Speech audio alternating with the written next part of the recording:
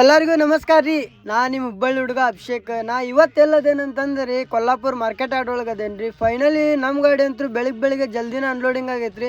ಆದ್ರೆ ಲೋಡಿಂಗ್ ಅಂತೂ ಹೋಗಂಗಿಲ್ಲ ರೀ, ಯಾಕಂದ್ರೆ ಗಾಡಿ 3 ವೀಲ್ ಬೋಲ್ಟ್ ಕಟ್ಟಾಕ್ಯಾವ್ರಿ. 3 ವೀಲ್ ಬೋಲ್ಟ್ ಏನು ಹಾಕಿಸ್ಕೊಂಡು ನೋಡ್ರಿ, ಲೋಡ್ ಅಂತೂ ಫಿಕ್ಸ್ ಆಗೈತ್ರಿ. ಎಲ್ಲಿಗ್ರಿ ಇವತ್ತು ನಮ್ಮ ಲೋಡ್ ಅಂದ್ರೆ ರಾಣೆಬೆನ್ನೂರಿಗೆ ಬರ್ರಿ. ಮತ್ತೇನೈತಿ, ಲೋಡಿಂಗ್ ಚೀಟಿ ತೊಗೊಂಡಿದ್ದ ಪಟ್ಟನ ಲೋಡಿಂಗ್ ಗಿಡಿ ಮಾಡ್ಕೊಂಡಾರಿ. ಕಾಟ ಮಾಡಕ್ಕೆ ನನಗಾತು ರಾತ್ರಿ 9 ಗಂಟೆ ರೀ.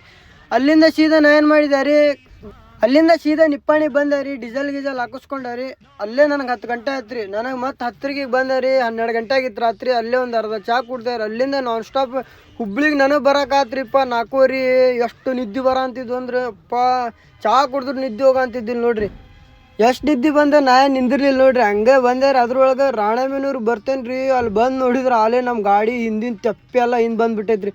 ಅಂದರೂ ಏನು ಮಾಡಿಲ್ರಿ, ಪಾಪ ಚಲೋ ಇದ್ರು ಲೇಬರ್ಗಳು. ಪಟ್ ಅವರು ಮೈ ಮೇಲೆಲ್ಲ ಚೀಲ ತೊಗೊಂಡು ಖಾಲಿ ಮಾಡಿದ್ರಿ. ಇನ್ನು 50 ಚೀಲ ತೊಗೊಂಡು ಇಲ್ಲಿ ಊರೊಳಗೆ ಬಂದೆ ನೋಡ್ರಿ. ಇದು ರಾಣೆಬೆನ್ನೂರೊಳಗೆ ಯಾವ ಏರಿಯಾ ನೋಡ್ರಿ, ಕಮೆಂಟ್ ಮಾಡಿರಿ ನೋಡು.